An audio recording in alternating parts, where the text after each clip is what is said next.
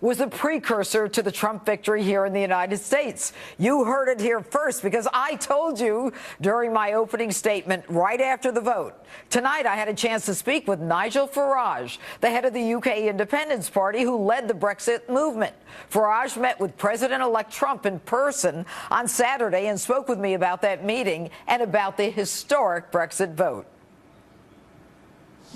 Nigel Farage, thanks so much for being with us tonight. I know you're getting on a plane, and we appreciate your time. Now, you were the head of the Independence Party in the UK, and you led it to victory in what's come to be known as Brexit, which told me in June that Donald Trump is going to end up winning.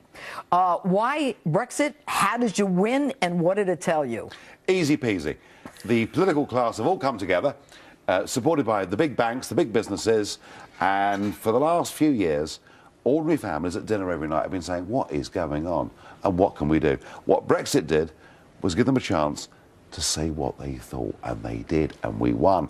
And that was an inspiration, I think, to Donald Trump, to Team Trump, to all the activists, to say, look, you can beat the establishment, but what you've got to do, you've got to go out and vote. And Brexit was turned by non-voters going out to vote, and Trump won. Why? Because Democrats just couldn't really raise the energy to go and vote for that crook Hillary. And because non-voters, traditional non-voters went out to vote. And they came out for Trump. Okay, and speaking of Trump, I think we have a picture here. You were at Trump Tower yesterday. I think you're one of the first people to actually meet with him. You consulted with him during the presidential campaign. And most Americans have not seen Donald Trump without a tie, as we can see him there on the screen. I hear that it was a very comfortable, everybody had a great time with the president-elect. It was a laid-back chat. What was it like? I mean, here he is. It's his first meeting as president-elect. Do you know what? He was thoughtful. He was reflective. He was throwing a few ideas around about what he's going to do as president. I've got to tell you, this has been a vicious campaign, the most vicious campaign ever for the US presidency. He's 70 years old, and he was doing 6 rallies a day in the last few days. We saw him yesterday. I thought, my goodness me, this guy is tough. But also, this guy is now thinking carefully about how to be not just a puncher and a fighter, how to be a president, how to be a leader. And I felt, after an hour's meeting yesterday coming out, this guy has all the makings of being a very great president. And I think, Nigel, that what people don't know about him is that he has the ability to bring sides together. Look, he was in a campaign. He had to run this race a certain way. And, now I think we're going to be seeing a different person. And, I mean, of course. You saw him, though, in a personal way. And, tell the viewers, I mean, what kind of guy is this? When you fight campaigns, it's absolute dog eats dog. And it gets vicious and nasty. I've been in those things. You're a member of the European Parliament. I am. The most outnumbered politician in history, where they all shout at me and scream at me. They're different over there. Do you guys deck each other? I mean, they're yelling and screaming in Parliament? Oh, they yell and scream at me, which I enjoy, because I'm the pantomime villain. And that's great. And that's no problem. This guy, he made his victory speech was that of a statesman.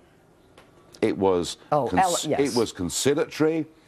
He says now, I've won, but I'm going to be the president for all of America. And you know what? I believe him absolutely sincerely.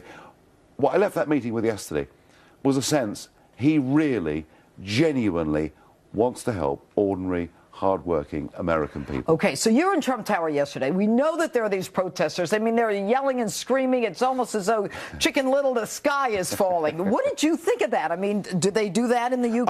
Oh, I recognise them by their faces. What do you mean? No, they were flown in from London. No, absolutely. They're the same people protesting about Brexit. Look, let's be frank. The paid ones? Let's be frank. Let's be frank. These people were all too busy smoking drugs to go out and vote, and yet they go and protest. Come on, forget about it. It's like Kaepernick, who didn't even go out to vote. But listen, I have to tell you, I want to promote your book, The Bad Boys of Brexit, Tales of Mischief, Mayhem, and Guerrilla Warfare in the EU Referendum Campaign. Now, what my viewers can't see are your pals who are with you that I've seen in Las Vegas and a lot of other places. I really wouldn't. There is a lot of mischief and mayhem, and they wouldn't come on set. But Nigel Farage, thank you on behalf of a lot of people, I'm sure, around the world. Thank you. Thanks for being with us.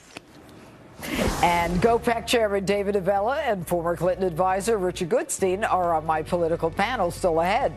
Plus, what a colorful, unforgettable ride it was. Lion Ted, what's your name?